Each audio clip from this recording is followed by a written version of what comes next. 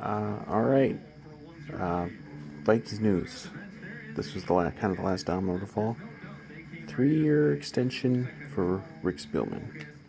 Very good news. The Spielman haters will be in shambles after this. Just like the Zimmer haters are in shambles after his extension. But yeah, very good move. You know, Spielman's so underappreciated. It's disgusting around here. It's like the only knock against him is he hasn't won a Super Bowl. Okay, that's the bar. You either win a Super Bowl or you get fired. Like he's since he took over after 2011, as the guy, because he was here before, and you know the Spielman haters always like to count that 2006 to 2011. They like to count all the bad stuff, but they never want to include the good stuff out of that. I don't include any of it because he wasn't the guy. But after 2011, when they bombed, he became the guy. 2012 till now, they've been good. They've been good more often than not. I mean, they've only had in, uh, in his tenure 2 losing seasons. Last year of Frazier, first year of Zimmer, and the first year of Zimmer was 7-9, so it was just barely. And that's with, you know, I won't go through the list. You know, this is all applies to Zimmer too. The just the horrible bad luck. You know, Teddy injury, Adrian suspension, Bradford injury. You know the whole story. But he and Zimmer really work well together, and they did a great job of building a roster that was so good that Case fucking Keenum almost took him to a Super Bowl. And you know, now they've lost some of those guys.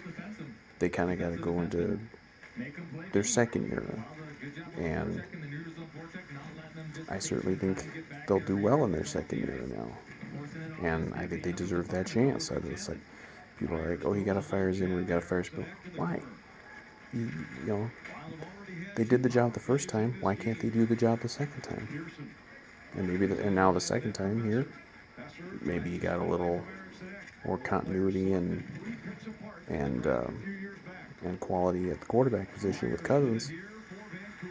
So maybe that'll make the difference on kind of round two. But I mean, Spielman has been an excellent GM. He's one of the best front office guys probably in the history of Minnesota sports.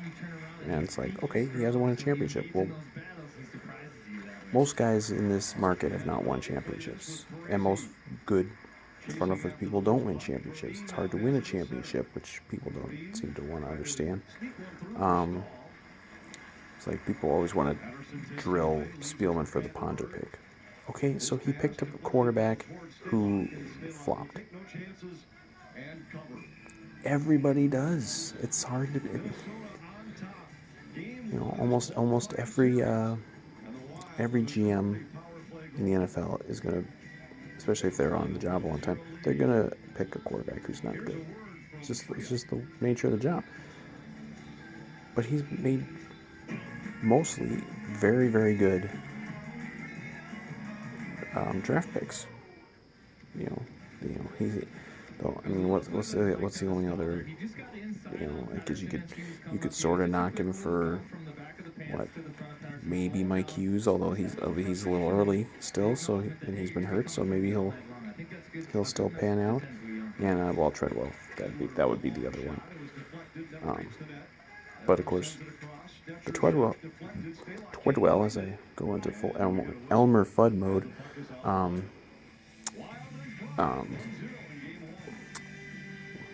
what was I saying before I went to Elmer Fudd? Yeah, Treadwell. That was offset by, you take Treadwell in the first round, he flops. But that's offset because you got Stephon Diggs in the 5th round, and you got Adam Thielen as an undrafted free agent, who were both, star players. So it's like, if when he's made a mistake, he's always made up for the mistake, and I don't think he's made very many mistakes. You know, off the top of my head, there's only a couple that I could even think of. I think when he signed Blair Walsh to an extension, I mean, that was premature. That was unnecessary. And there's maybe one or two other free agent signings that kind of did nothing, but and obviously drafting Daniel Carlson, but you stack them up. The bad stack is way lower than the good stack. In the good stack, you got you got Rhodes, you got Barr, you got Teddy, and I'm putting him in the win column because until his knee went kablooey, he was good. He was good and on his way to being good. And you got the Linval signing. You got the when you signed Everson, you signed gosh, I can't even think. You know this. You know the freaking list. He's a good GM, and I think this offseason that he just had was very good. And I think the draft he had was very, very good. And I think we're going to see that it's very good. And he's brought in good assistants, which I think is proven because we've had a couple of offensive coordinators that have gone on to become coaches in the last few years. So, I think this is it's all good. And I look forward to many more years of Rick's slickness.